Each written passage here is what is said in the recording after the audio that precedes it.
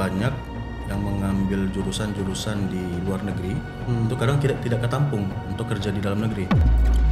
Satu hal yang cukup menarik ketika kita punya dua keluarga negaraan, tapi tetap aspek nasionalisme itu tumbuh ketika kita melihat peluang dan prospek apa yang baik untuk kita bawa ke dalam negeri. Seperti itu. Tapi kalau misalnya udah kenyamanan di sana gimana?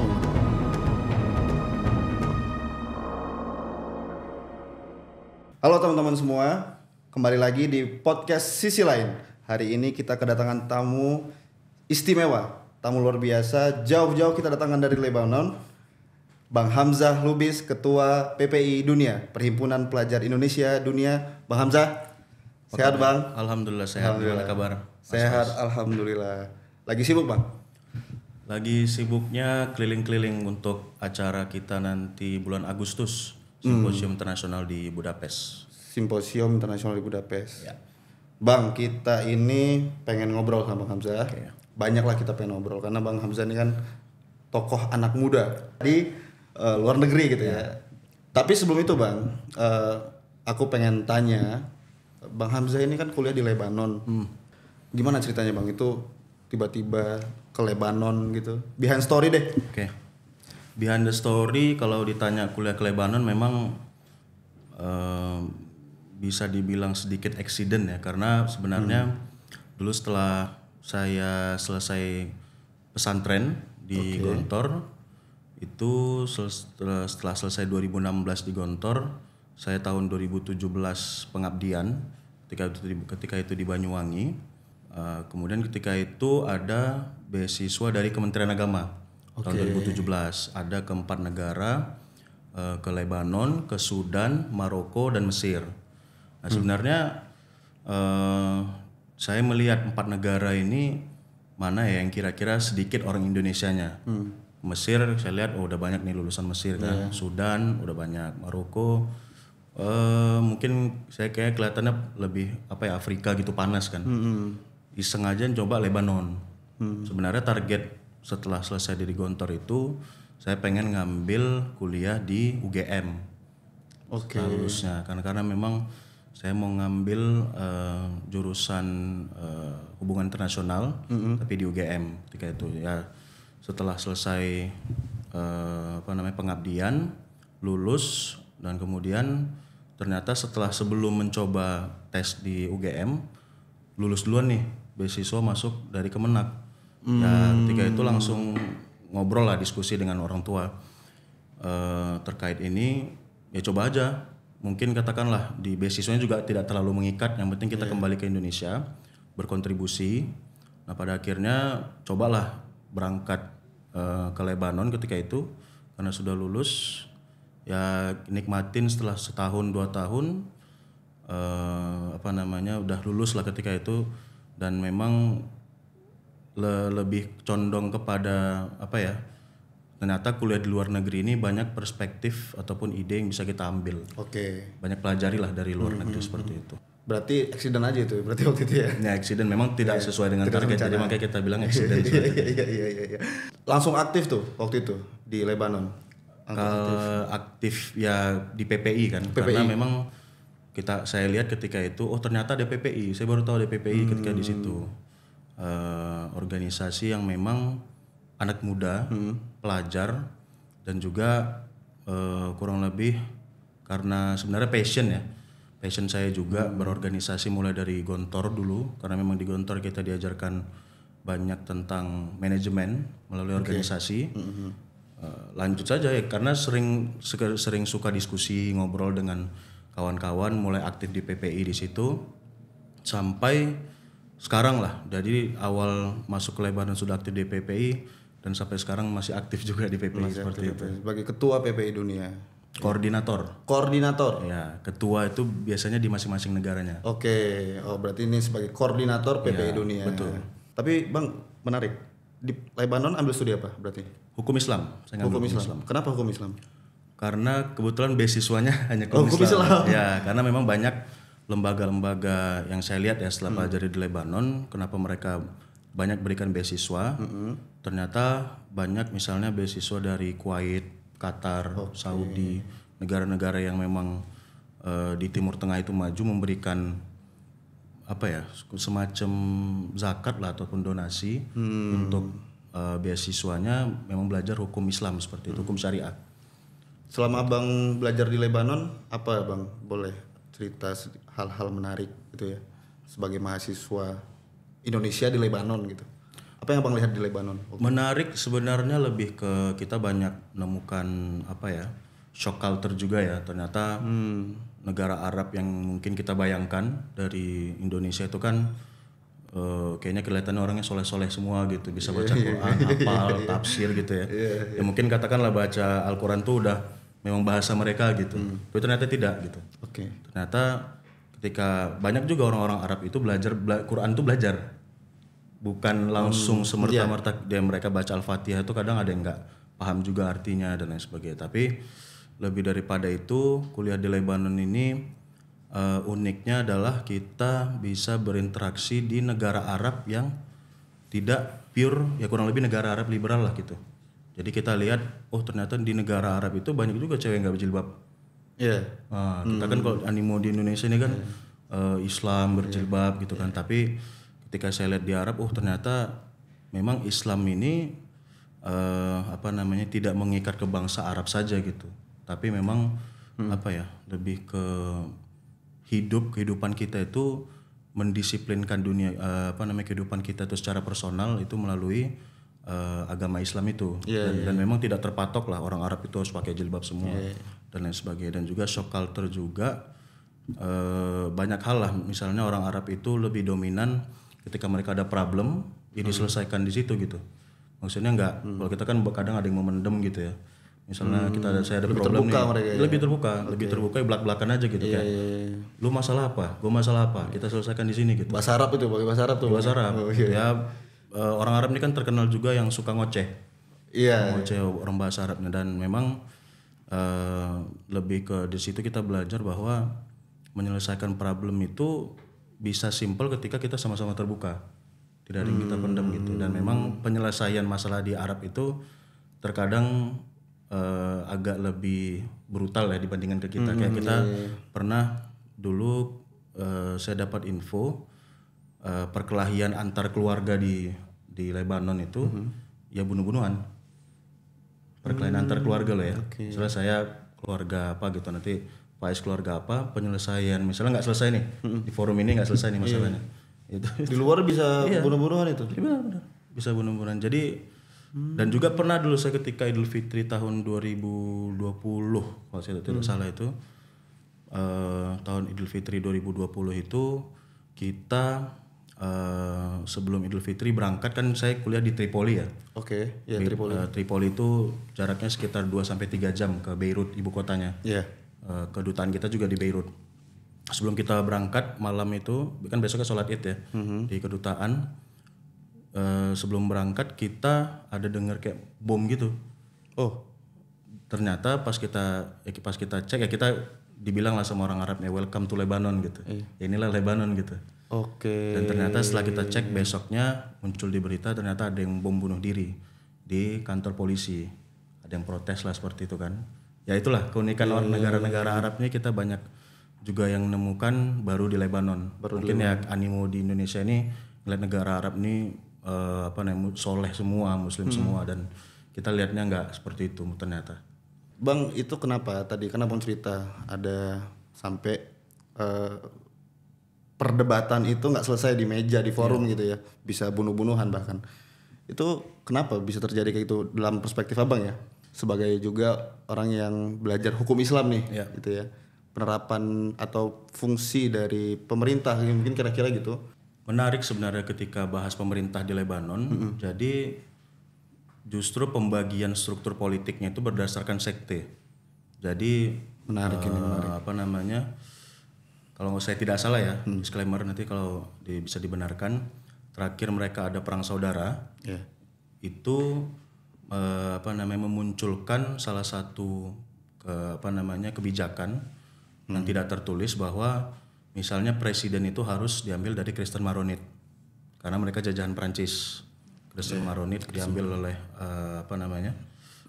presidennya. Kemudian pembagian kekuasaannya Perdana Menteri itu dari Muslim yang Sunni, kemudian ketua parlemen itu diambil dari Muslim yang Syiah. Nah jadi udah itu harus plek ketiplek tuh harus itu.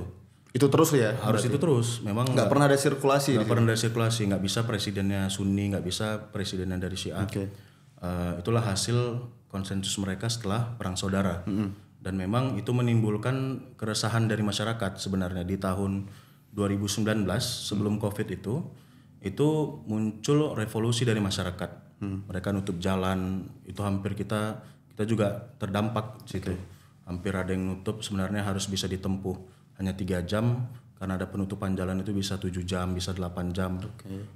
Dan ya sebenarnya revolusi itu berhenti karena COVID. Masuk COVID, kemudian kalau sama-sama kita tahu dulu di tahun 2020 itu juga ada ledakan yang dahsyat yang kayak nuklir gitu kan kelihatannya, dan itu berdampak juga ya jadi meredam masyarakat ini tidak jadi menuntut revolusi. Dan itu juga yang berdampak kepada masyarakat lebih kepada banyak ini inflasi. Dulu yang tahun 2018 saya pertama masuk itu $1, kita hitungannya dolar. $1 itu kan 15.000 ya. Di Lebanon itu 1.500 lira. Sekarang itu $1 itu udah 80.000 sekian. Lira. Yang dulu bahkan sempat di angka 100.000. Sekarang udah mulai memulih, tapi ya tetap 80.000 itu jauh banget daripada ininya kan. Aslinya yang 1.500. Jadi ekonomi Lebanon itu dulu kuat, terdampaknya karena yang meledak itu pelabuhan yang dimana itu ekonomi utama mereka dari situ, penghasilan negara mereka tuh dari situ. Gitu ya. Jadi memang udah jadi apa ya? Culture-nya begitu ya. Culture sih ya, benar culture. Soal PPI lagi ya. Bang Hamzah dari awal memang udah aktif ya berarti di PPI. Terus apa Bang yang Abang rasakan aktif di organisasi sama anak-anak Indonesia nih, anak-anak muda Indonesia, apa sebenarnya agenda pentingnya gitu PPI dunia, atau dari awal Abang melihat itu sebenarnya agenda PPI itu apa sih? Sebenarnya saya melihat awalnya itu PPI ini jadi rumah kedua bagi pelajar Indonesia di luar negeri. Ya mungkin ada yang suntuk di dunia perkuliahan. Sebenarnya kumpul-kumpul anak-anak itu ya sesama anak Indonesia itu di PPI. Nah, jadi saya melihatnya sebenarnya ketika pelajar luar negeri ini berkumpul itu pasti masing-masing membawa ilmunya. Saya belajar hukum Islam, ada juga kawan-kawan saya yang belajar ilmu politik di Lebanon juga. Kumpul di situ ngobrol begini sehingga di situ kita banyak dapat perspektif. Nah, itu masih hanya di Lebanon saja. Ketika dibawa ke PPI dunia, ini lebih banyak lagi perspektif. Saya bisa ngobrol dan diskusi dengan kawan-kawan yang misalnya kuliah di UK atau yang kuliah di misalnya di negara lain seperti Amerika Serikat. Kita dapat banyak perspektif lah dari kawan-kawan ini. Oh, ternyata di Amerika Serikat itu seperti ini, ternyata di UK itu seperti ini, ternyata di negara Timur Tengah yang lain seperti Saudi seperti ini. Jadi banyak pertukaran gagasan di situ, sehingga sebenarnya implementasi yang bisa lahir dari PPI ini adalah ide dan gagasan inovatif. Itu apakah untuk Indonesia, dan mungkin kalau kita tahu sejarahnya, kita juga baru tahu sekitar 3 tahun belakangan ya, bahwa dulu Bung Hatta itu sempat mendirikan namanya Perhimpunan Indonesia. Perhimpunan Indonesia. Ya ketika itu beliau jadi mahasiswa di Leiden di Belanda. Aktif ketika itu untuk mengadvokasi kemerdekaan Indonesia melalui tulisan. Tulisan di majalah, kemudian di siaran radio. Nah, itu sebenarnya yang menurut saya ini bisa menjadi implementasi yang baik. Embrionya dari situ kita bawa sehingga PPI dunia sekarang ini kita melihat bahwa fokusnya adalah pembangunan Indonesia. Mungkin kita sama-sama tahu PPI yang difilmkan baru-baru ini kan film tentang ini Habibie ya. PPI akan Perhimpunan Indonesia, Perhimpunan Pelajar Indonesia. Nah, itu sebenarnya fokusnya adalah gimana setelah kita lulus dari luar negeri itu membawa ide dan gagasan tadi. Apakah itu berupa penelitian, apakah itu berupa pembangunan dan lain sebagainya, itu bisa kita bawa menjadi bahan untuk Indonesia Jadi fokusnya adalah berkontribusi. Sehingga terjadi pertukaran-pertukaran tadi itu ide dan gagasan disimpulkan di PP ini digodok ya. Dia makanya ada acara simposium itu digodok penggodokan ide dan gagasan rekomendasi untuk kebijakan itu kita serahkan setelah selesai simposium itu kita serahkan ke stakeholders baik itu pemerintah maupun swasta. Jadi memang ini adalah wadah kan ya. Rumah kedua ini anak-anak muda, para pelajar mahasiswa yang di sana dikumpulin di situ terus tadi untuk bertukar gagasan gitu ya dan kemudian menjadikan sebuah ide baru ya. Bang. Abang melihat ya selama berjalannya di PPI apa yang menjadi lesson learn gitu ya. Apa yang menjadi catatan gitu dari mungkin abang lihat dari masa ke masa terus kemudian abang lihat ya semua apa yang terjadi di PPI itu bisa jadikan pelajaran, bisa jadikan lesson learn buat anak muda. Saya melihat di PPI ini adalah kulturnya mungkin menjadi pembeda ya dengan BEM ataupun organisasi kepemudaan di Indonesia. Kita lebih banyak fokus bukan pada pergerakan massa, tapi kita lebih fokus nyentuh ke rekomendasi kebijakan. Misalnya contoh ketika ada kebijakan Omnibus Law Cipta Kerja ataupun kebijakan-kebijakan lainnya, ya kita fokus pada titik kebijakannya. Kebijakan itu misalnya kita bredel lagi, oh ternyata ini nggak cocok nih. Nah kita bawa yang master ataupun PhD yang lagi kuliah di luar negeri itu berikan perspektif solusinya seperti apa. Nah bahkan kemarin yang di tahun ini kita berikan rekomendasi untuk apa langkah pemerintah yang harus diambil untuk tentang Palestina. Nah, itu kan menjadi concern isu yang lagi sekarang ya. Pada akhirnya itu ketika kita berkumpul kawan-kawan ketika naik lagi isu tentang Palestina, kita kumpul kebijakan itu kita kirimkan ke Kementerian Luar Negeri. Ada Kementerian Luar Negeri dan juga ketika itu melalui Setnek. Kita berikan rekomendasi tersebut. Sebenarnya hanya input lah. Inilah yang bisa kita kontribusikan dan saya rasa itu berlangsung sejak berdirinya PPI. Mulai muncul lagi kan di tahun 2007 ya. Lebih banyak memang policy brief lah. Policy brief dari berbagai macam negara nih, berbagai macam concern kita kumpulkan, itulah yang menjadi kebijakan. Sebenarnya ini kalau bisa ditangkap oleh pemerintah, ini menurut saya akan lebih baik ya pemerintahan kedepannya ketika menangkap bahwa ini kan masih segar-segar nih pemikiran kawan-kawan sehingga nanti ketika kebijakan apapun yang muncul itu mungkin bisa bisa PP ini bisa menjadi perspektif lah. Ini Pak, ini sepertinya kayaknya kurang baik nih. Solusi dari kami seperti ini. Apakah itu diterima atau tidak? Lagi-lagi kontribusi kita yang ingin kita tawarkan adalah berupa policy brief tadi. Policy brief ya. Menarik Bang. Tapi sebelum itu kita ngopi dulu. Boleh. Ngopi dulu ya Bang. Ini diskusi kopi ruang berbagi. Kopi susu. Bang Hamzah suka kopi? Suka ya. Ini kita ngopi dulu. Paten banget ini. Sudah diskusi apa hari ini? Sponsornya nih ya? Iya, sponsor ini.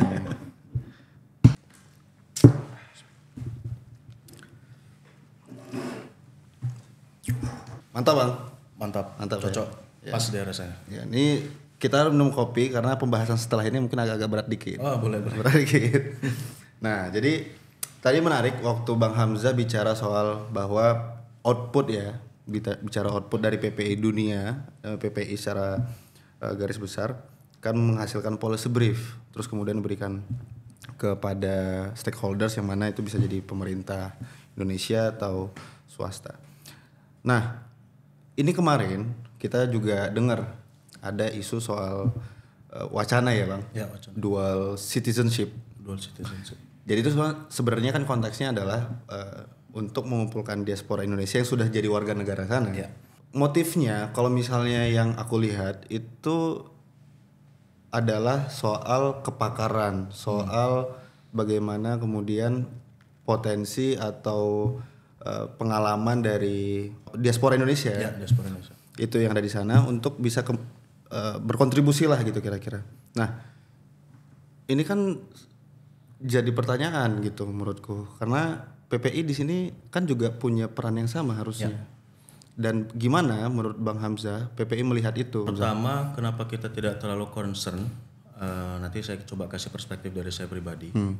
Karena menurut kami itu menjadi concern yang memang sudah lama tinggal di luar negeri ya. Misalnya dia setelah selesai mahasiswa, mungkin dia dapat kerjaan di sana gitu ya.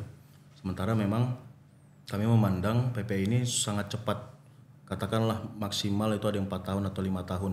Setelah itu kembali ke Indonesia. Karena mungkin yang sama-sama kita ketahui ya, misalnya beasiswa dari LPDP itu mengharuskan kita kembali ke Indonesia. Dan memang banyak juga penerima beasiswa LPDP di luar negeri. Nah, menarik ketika ditanyakan tentang dual citizenship, ini kalau menurut perspektif saya pribadi, itu nggak usah jauh-jauh, ambil saya contoh di Lebanon saja.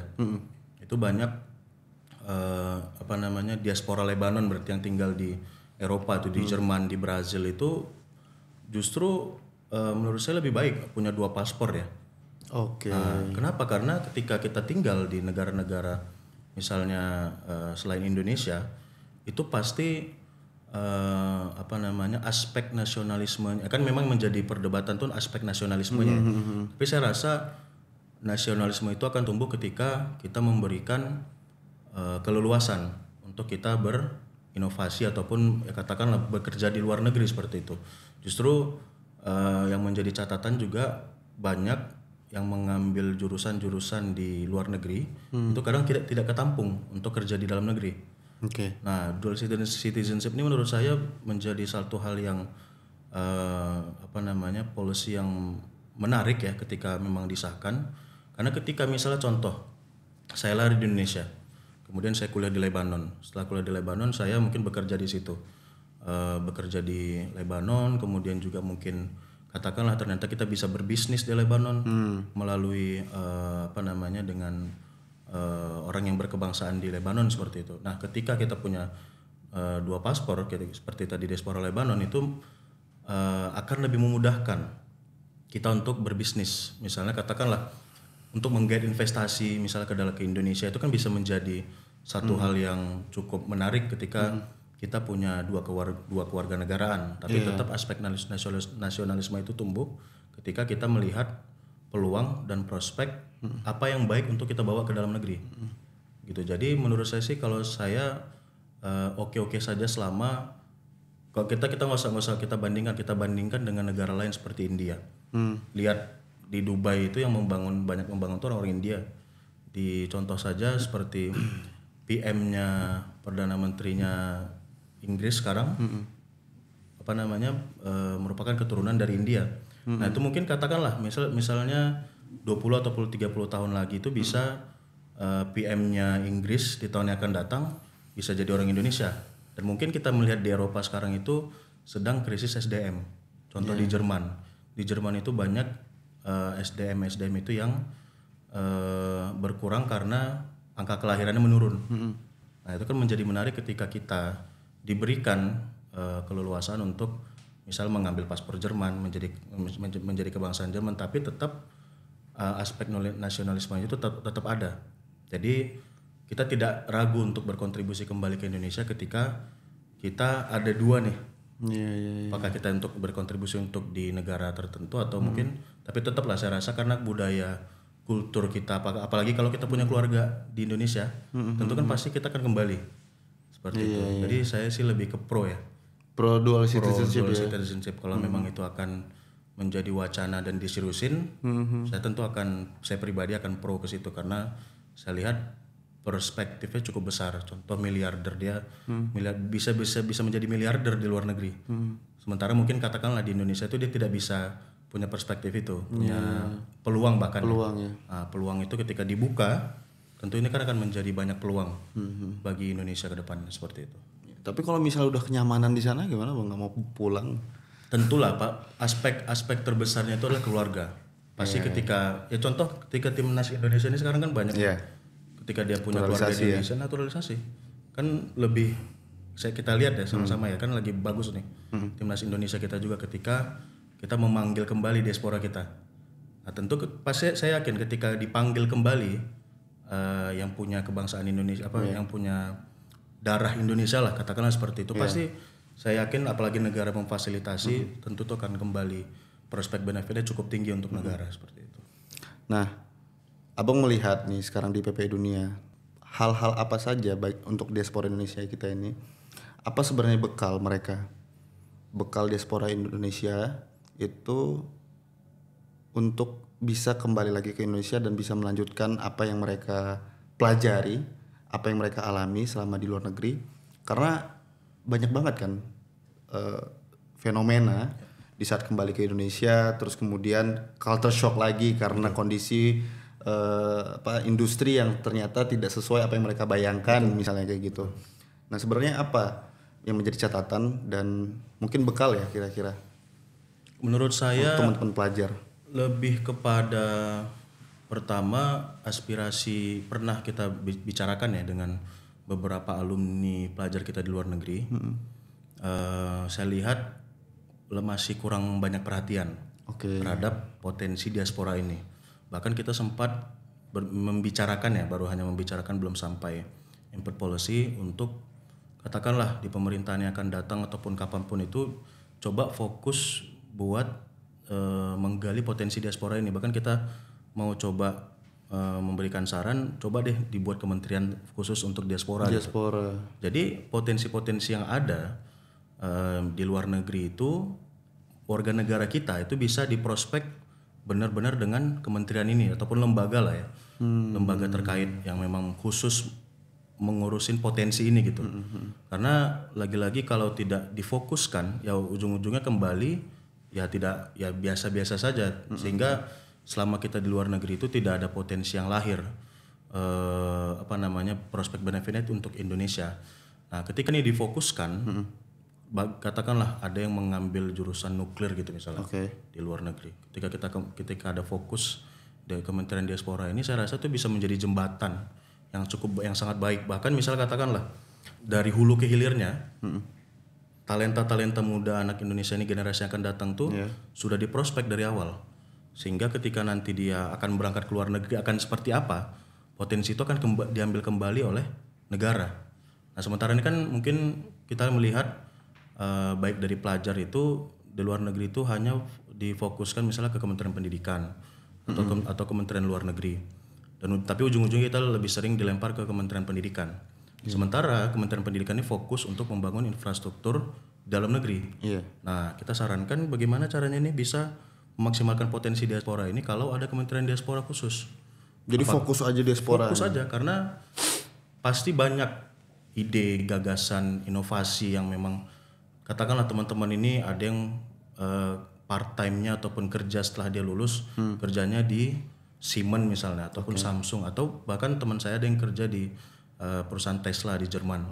Itu kan sebenarnya bisa ketika difokuskan itu ide inovasi yang ada di perusahaan itu bisa kita ambil dan kita katakanlah ATM dulu nih, amati tiru modifikasi dulu nih, nggak ada masalah, amati dulu kita tiru dulu apa yang ada sehingga kalau kita lihat contoh Cina ya itu kan segala macam nih mungkin bahkan yang di depan kita ini bisa jadi made in China. Gak apa tiru dulu. Nah, ketika selesai kita meniru teknologi tersebut, nanti mungkin akan lahir modifikasi-modifikasi yang terbaru. Nah, jadi sebenarnya bekalnya adalah ayo lebih fokus bagaimana caranya kita menggali potensi pelajar ataupun diaspora ini lebih dalam lagi gitu. Sehingga talentanya ini gak sia-sia gitu. Udah tinggal di luar lama-lama. Padahal saya yakin banyak banget orang Indonesia yang ingin kembali dan banyak berkontribusi. Cuman memang lapangannya belum tersedia banyak seperti itu. Iya. Tapi kalau ada nggak kira-kira program dari PPI gitu ya bagi para mahasiswa yang sudah di tingkat akhir yang mau kembali ke Indonesia untuk memang mempersiapkan bahwa di saat kalian kembali ke Indonesia itu nanti kira-kira kayak gini kondisinya gitu. Ada nggak kira-kira bang program PPI? Programnya lebih kita ke banyak stakeholders terutama BUMN ya. Karena saya rasa BUMN ini kan lebih perusahaan yang multinasional ini kan dan alhamdulillah itu disambut baik oleh Kementerian BUMN. Contohnya kemarin sekitar sebulan atau 2 bulan yang lalu itu ada program namanya Bakti Diaspora dan syukurnya kita dilibatkan, PPI dilibatkan dan itu antusiasmenya cukup tinggi, sangat tinggi. Jadi apakah dia fresh graduate dari luar negeri ataupun mungkin dia akan lulus itu sudah akan dapat prospek placement dia di mana. Contoh kemarin itu ada beberapa perusahaan seperti BNI, Utama Karya dan lain-lain sebagainya itu membuka jalan kita kita jadi jembatan nih. PPI jadi jembatan untuk memberikan informasi ke Kementerian BUMN ketika itu, Pak ini ada potensi cukup banyak nih pelajar dan memang BUMN juga sudah cukup banyak ya BUMN yang kadang membuka rekrutmennya seperti misalnya PLN. Sekitar 2023 kalau saya tidak salah itu langsung datang ke Jerman untuk mengambil yang mereka akan lulus studi setelah selesai studi. Nah, jadi sebenarnya program PP itu menjadi jembatan untuk life after karirnya lah. Seperti itu ada juga kemarin contohnya dengan BRI.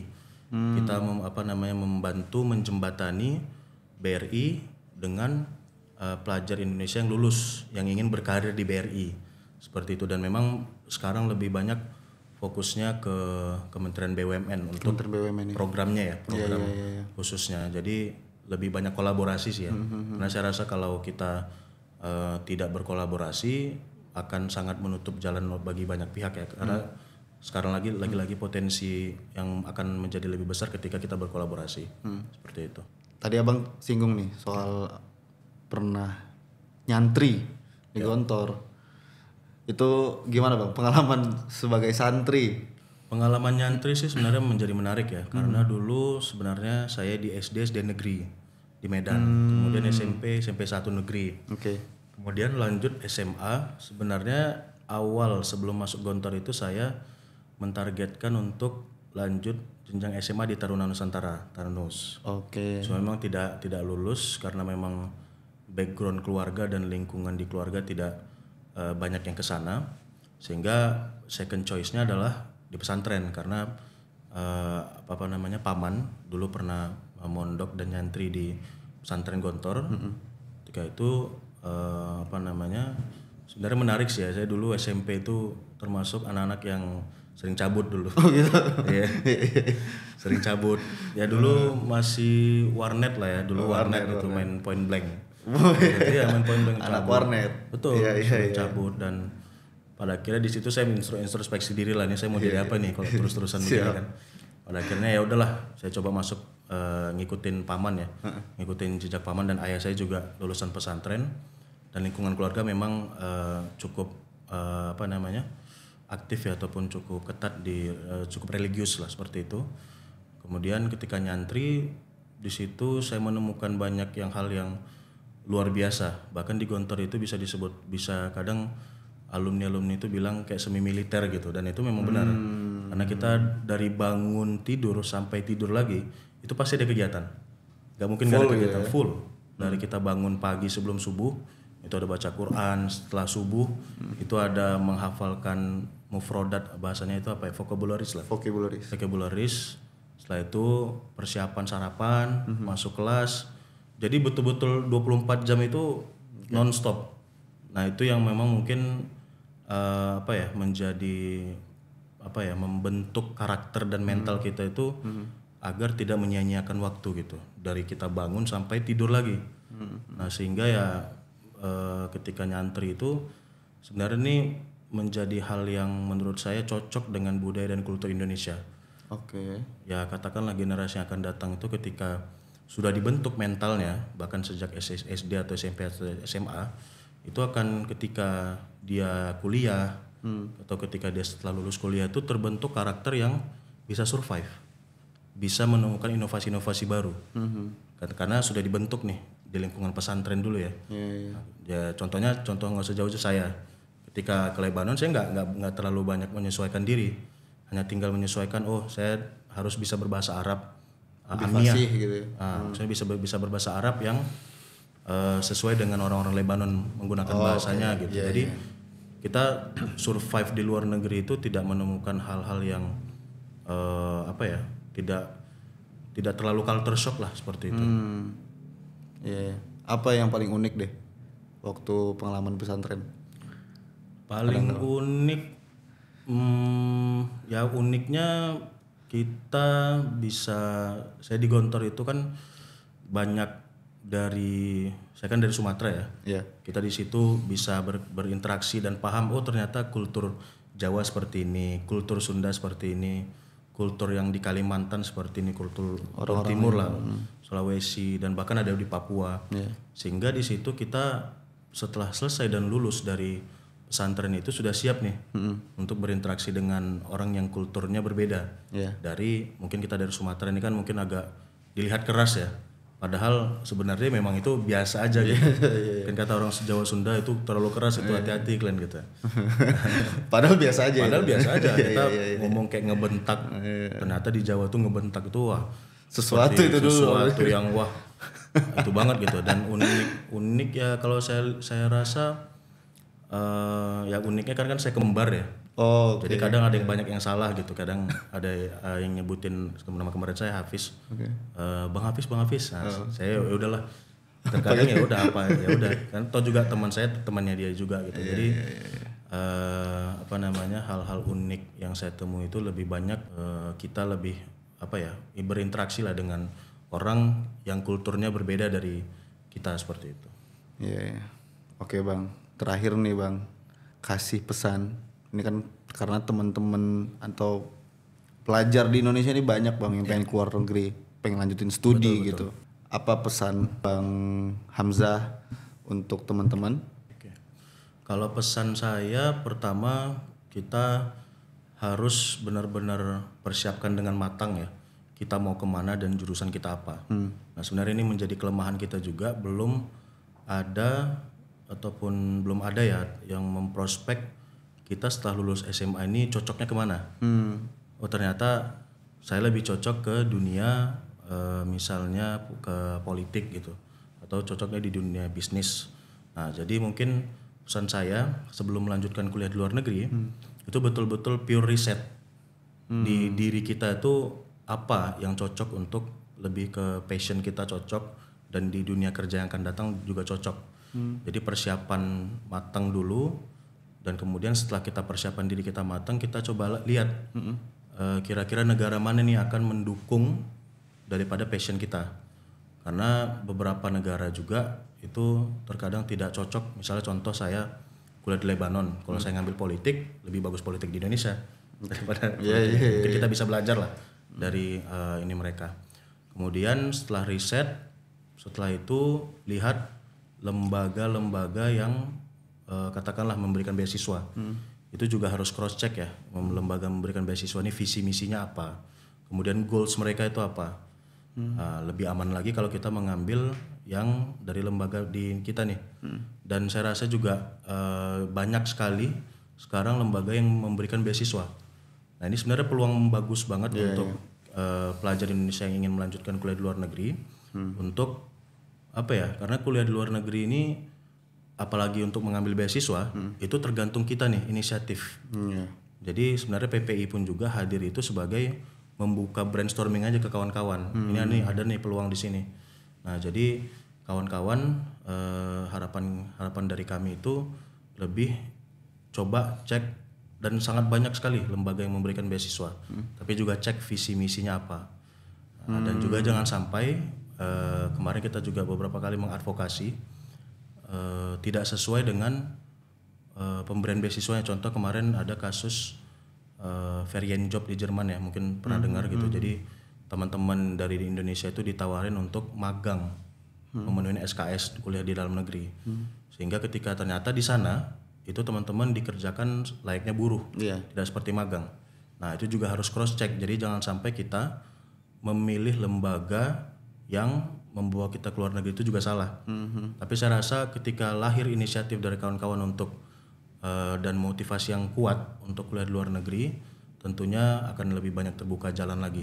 Seperti itu. Dia mungkin lebih ke inisiatif ya. Inisiatif kita tuh mengecek, benar-benar pure cross check. 100% itu benar nggak nih, sesuai nggak dengan passion kita, dan lembaga pemberinya itu benar-benar sesuai nggak dengan visi misi kita juga, seperti itu. Oke, terima kasih Bang Hamzah atas waktunya. Sama-sama. Sehat selalu Bang. Terima kasih. Terima kasih teman-teman semua. Salam.